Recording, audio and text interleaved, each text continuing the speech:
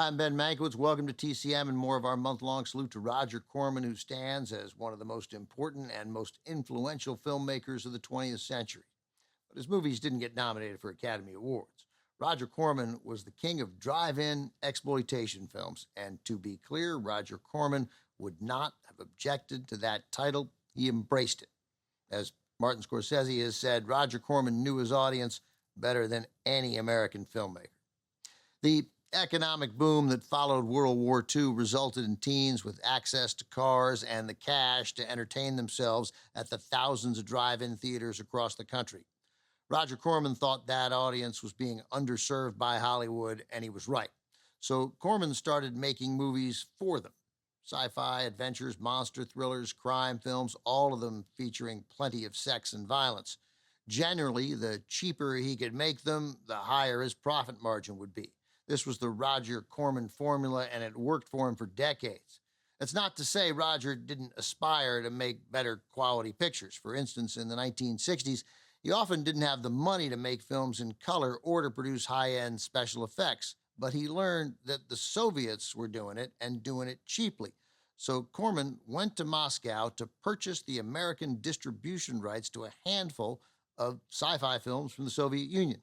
He hoped he'd be able to just dub the films into English and then release them as is, but the plots, it turned out, were riddled with anti-American propaganda.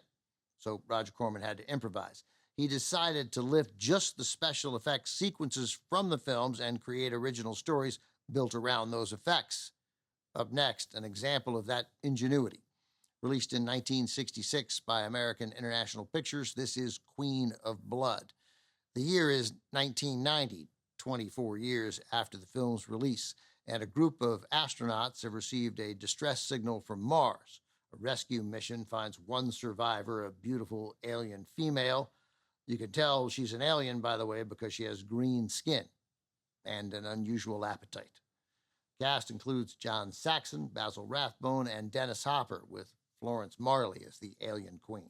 From 1966, with original material written and directed by Curtis Harrington, produced by Roger Corman, Queen of Blood.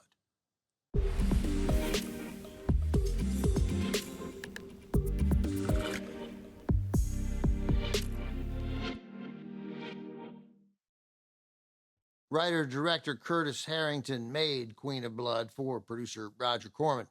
Corman gave Harrington all the special effects footage Corman had acquired from his purchase of Soviet sci-fi films.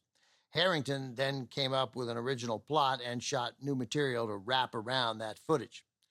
Corman had enough money for Harrington to shoot for 6 days at a tiny studio in downtown Los Angeles. 2 of those days were spent working with Basil Rathbone, who Harrington recalled was being paid just $6,000 for 2 days of work.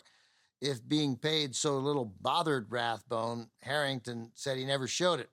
Rathbone was a consummate professional and enjoyed talking with Harrington between setups about his memories of working in Hollywood.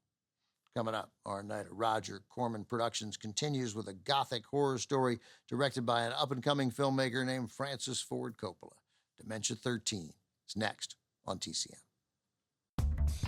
Next on TCM, Dementia 13, then The Terror, and later Dean Martin, King of Cool. Chill out with TCM tonight.